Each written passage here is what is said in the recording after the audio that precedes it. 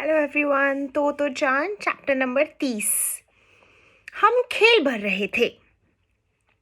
तो चांद के साथ बड़ी दुर्घटना घटी।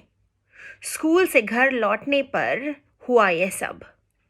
जब वे रॉकी के साथ खाना खाने के पहले अपने कमरे में भेड़िया भेड़िया खेल रही थी, उस समय इस खेल में वे दोनों कमरे के दो कोनों से एक दूसरे की ओर लुढ़कने लगते और आखिरकार एक दूसरे से टकरा जाते।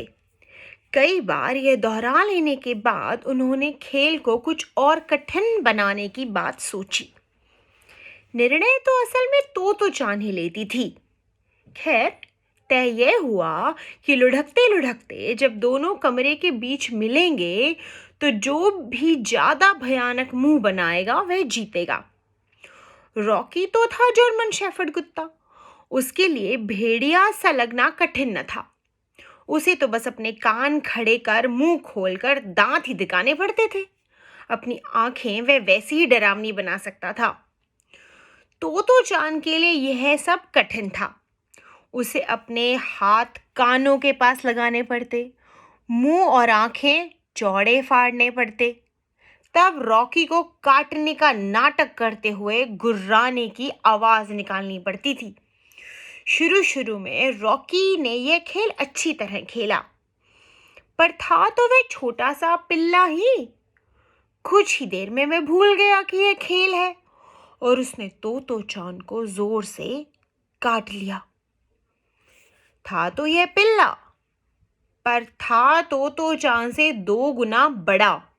उसके दांत भी पहने और लंबे थे। पता चलने से पहले ही तो चांद का दाहिना कान अलग लटकने लगा और खून की धारा बहने लगी। उसकी चीखें सुनकर माँ रसोई से भागी आई। उसने देखा कि तो चांद कमरे के कोने में रॉकी के पास खड़ी है। अपना दायां कान खून से सने दोनों हाथों से ढांप रखा है। उसकी फ्रॉक भी खून से सनी थी। डैडी बैठक में वायलिन का अभ्यास कर रहे थे। वे भी भागे आए। इस बीच रॉकी को पता चल गया था कि उससे कोई भारी गलती हो गई है। उसकी पूंछ पिछले पैरों के बीच दबी थी। वह बड़े दुख के साथ तो चांद की ओर ताक रहा था। तो चांद को उस समय केवल एक ही चिंता सता रही थी। अगर माँ डैडी इतना नाराज हो गए कि उन्होंने रॉकी को घर से ही निकाल दिया या किसी को दे दिया तो वह क्या करेगी। उसे लगा कि इससे बुरा तो कुछ न होगा। वह रॉकी के पास ही बैठ गई। अपना दायां कान पकड़े रोती रोती वह बार बार कहने लगी, रॉकी को मत डांटना, रॉकी को मत डांटना। माँ डैडी तो यह देखना चाहते थे कि आखिर उसके कान को हुआ क्या है। उन्होंने उसका हाथ हटाना चाहा, पर तो चांद चीखती ही रही, नहीं नहीं, मुझे दर्द नहीं हो रहा है। रॉकी को गुस्सा मत करना, उससे नाराज मत होना। और सच, उस समय उससे अपने दर्द का कोई एहसास था भी नहीं।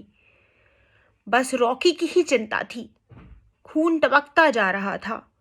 बड़ी देर बाद माँ डैडी को समझ में आया कि रॉकी ने उसे काटा होगा, पर उन्हें पहले तो चांद को आश्वासन देना पड़ा कि वह रॉकी से नाराज नहीं होंगे। तब कहीं जाकर उसने अपना कान से हाथ हटाया। तो चांद का लटकता कान देख माँ तो चीख ही पड़ी। डैडी अपनी नन्ही बिटिया को उठाए डॉक्टर के घर की ओर भागे। माँ रास्ता दिखाती आगे दौड़ रही थी। चूंकि वे समय पर पहुंच गए, डॉक्टर ने टांके लगाकर कान वापस जगह पर सी दिया। माँ डैडी की जान में जान आई। पर तो चांद को फिक्र थी कि कहीं माँ डैडी रॉकी को न डांटने का अपना वादा भूल तो न जाएंगे।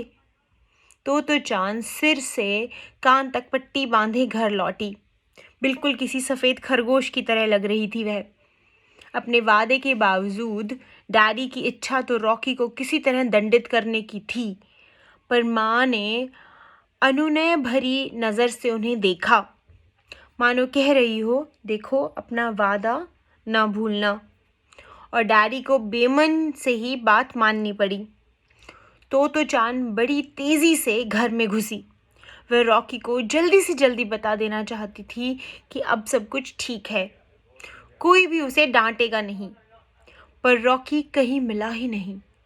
तो चान अब पहली बार रोई। डॉक्टर के पास भी वह रोई नहीं थी। उसे डर था कि उसके रोने से माँ डैडी कहीं रॉकी से नाराज़ न हो जाएं। पर अब उसके आंसू थमते ही न थे। वह रोते रोते ही रॉकी को पुकारने लगी, रॉकी रॉकी तुम कहाँ हो? कई बार पुकारने के बाद रॉकी धीरे से सोफे के पीछे से निकला। आंसुओं से भीगा उसका चेहरा मुस्कान से खिल उठा। तो चान के पास पहुंचकर रॉकी ने पट्टियों के बीच से झांकते उसके सही सलामत कान को धीमे से चाटा। तो चान ने अपनी बाहें उसके गले में डाल दी। उसका कान सूंघा।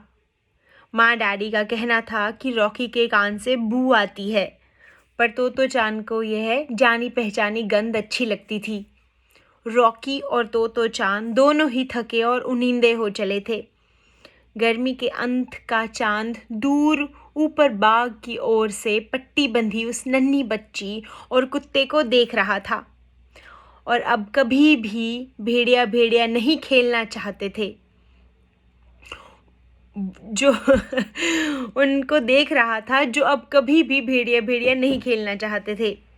पर अब वे दोनों पहले से भी अधिक गहरे दोस्त थे।